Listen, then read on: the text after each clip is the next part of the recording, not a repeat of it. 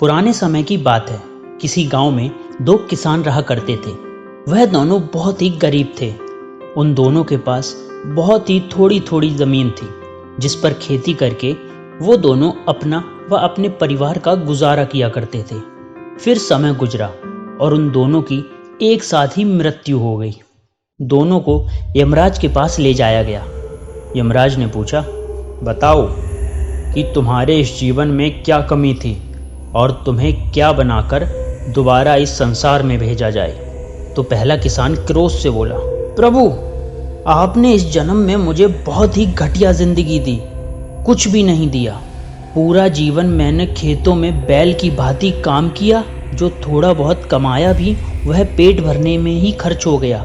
ना तो मैंने और ना ही मेरी परिवार ने अच्छे कपड़े पहने और ना ही अच्छा खाना खाया। यह सुनकर यमराज कुछ समय चुप रहे, फिर बोले, तो अब तुम क्या चाहते हो?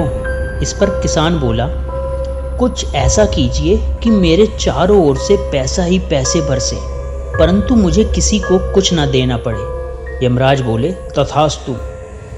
फिर यमराज ने दूसरे किसान से पूछा, तुम्हारी इच्छा क्या है? क्या तुम्हें भी मुझसे शिकायत है?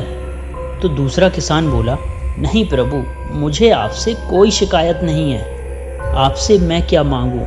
आपने मुझे सब कुछ दिया, 2 हाथ 2 पैर, खेती करके अन्न उगाने के लिए ज़मीन, भूख लगने पर भोजन, तन ढकने को पर्याप्त मात्रा में कपड़े, सब कुछ तो दिया है आपने। परंतु प्रभु, सिर्फ एक कमी लगी मुझे अपने जीवन में। मेरे पास सीमित मात्रा में अन्न व धन न होने के कारण मैं अपने दरवाजे पर आए भूखे व ज़रूरतमंद लोगों की सहायता नहीं कर सका।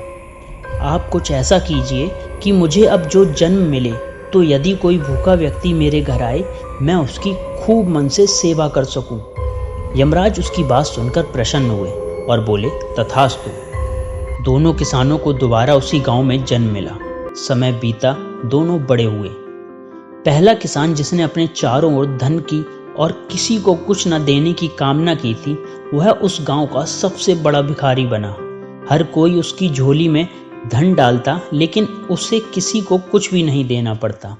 और वहीं दूसरा किसान उस गांव का सबसे बड़ा धनी एवं धर्मात्मा व्यक्ति बना।